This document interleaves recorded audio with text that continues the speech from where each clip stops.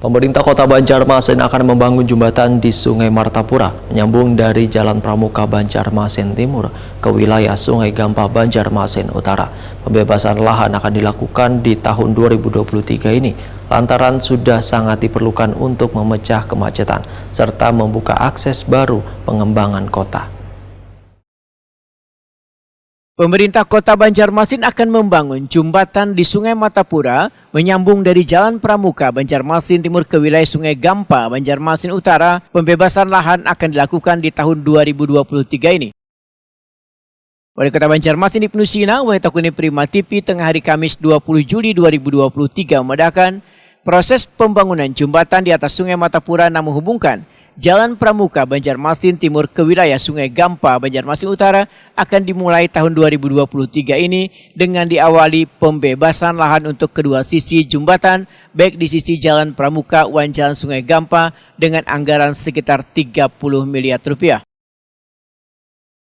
Ya, memang itu di dalam perencanaan kita tahun ini ada anggaran untuk pembebasan lahan untuk tapak kawasan jembatan dulu. Jadi dari sisi Sungai Lulut, Jalan Pramuka, kemudian nanti itu di kawasan Benua Anyar akan menyeberang ke sebelah. Seberang itu di kawasan Murung Selong ya. Kemudian juga kawasan sampai ke ujung kawasan Sungai Gampa. Maksudnya tahun ini, tahun 2023? Tahun 2023 ini pembebasan lahan. Kemudian untuk fisiknya itu dimulai tahun 2024. Nah, berapa dianggarkan Pak untuk alokasi anggaran pembebasan lahan hampir 30 miliar pembebasan lahan di sisi pramukanya dan juga di sisi Sungai Gampanya atau di kawasan Murung Selong.